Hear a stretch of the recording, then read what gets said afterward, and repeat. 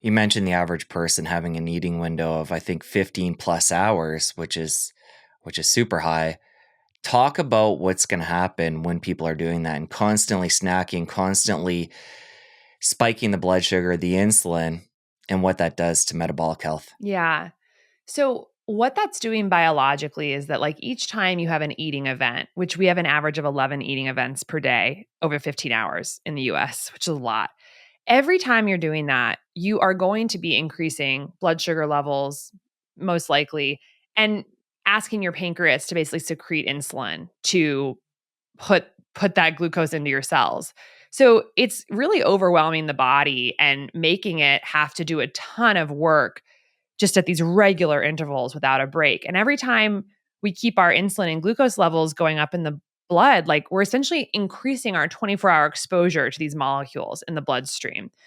And two things can happen with that. One is that constant exposure to insulin's an anabolic fat storage hormone. That's what it is. So it's not only shuttling the glucose into the cells, but it's telling the body we're well fed. We got to print some fat.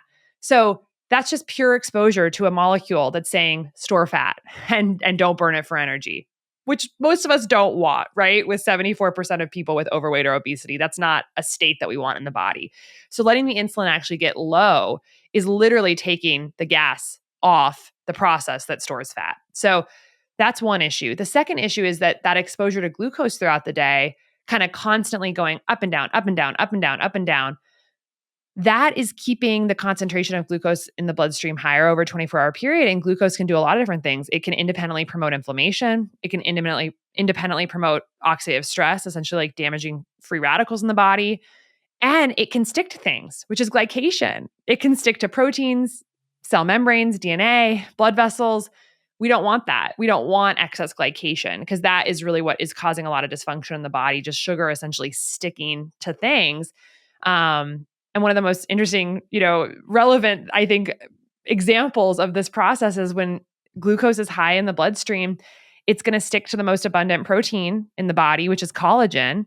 And when glucose sticks to our collagen in our skin, it cross-links the collagen. And that's really one of the key root causes of premature wrinkles and aging, which so many of us are trying to fight with like creams and Botox. But like one key thing is just lower the total burden of glucose in the body. So those are kind of the reasons why we want to, I think, have these more discrete 2 to 3 maybe eating periods during the day that are discrete and which let our body respond to the glucose spike and then come back down and then have a break.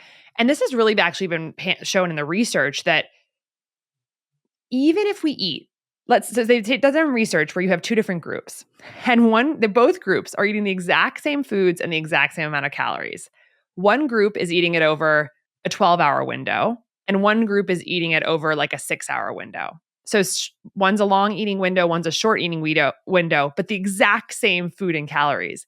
And the group that eats those calories in a shorter window has much better glucose, insulin, metabolic markers over 24 hours compared to the group eating it over a longer window. So we talk about like a calorie is a calorie, but that's not really true because calories eaten in different windows or at different times of day have a different biologic effect than if they're spaced out. So similar research has actually been done showing that if you give people the same meal in the morning versus late at night, they will have actually a lower glucose response to it early in the morning versus late at night because, again, we're diurnal animals.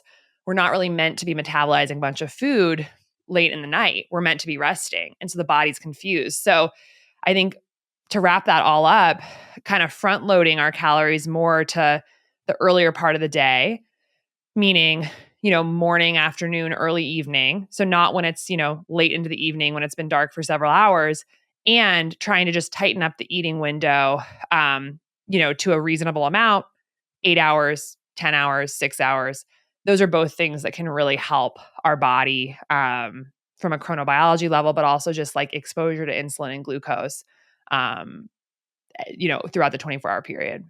And for a lot of people, this will be counter to what they've been told, where conventional wisdom says we want to be eating throughout the day to keep our metabolism stoked and we want to spread out small meals, which again, the further we get into this, we're realizing basically everything we've been told and the way we've been doing things is backwards.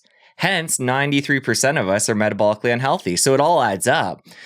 But we need to definitely get the word out on stuff like this, because it's, again, not conventional wisdom that's even neutral on this. It's opposed. Yeah.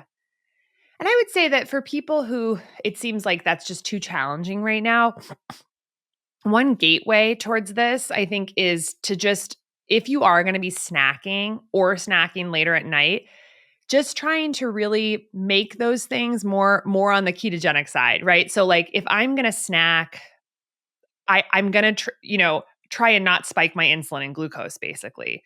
So there's so many snacks that can do this, like nuts, seeds, like a piece of chicken, an egg, things that are going to satiate me.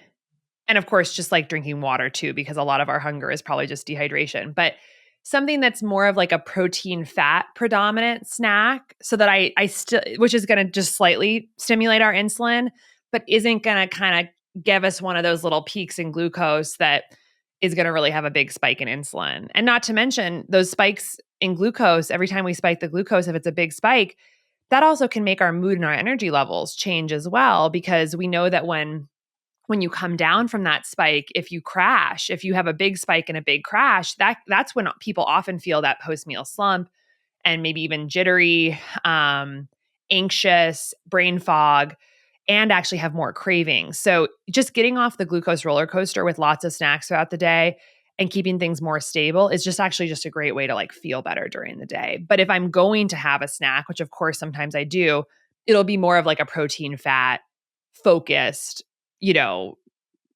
snack, as opposed to, let's say, a banana on its own, which is going to be a very different biologic response to that snack than something more protein forward. If you enjoyed that clip, you're going to want to head over here and catch a full episode. I'll see you over there. Everyone needs to care about this because metabolism and metabolic health, it is the core foundational layer that all health is built upon. That is the biggest blind spot in Western healthcare.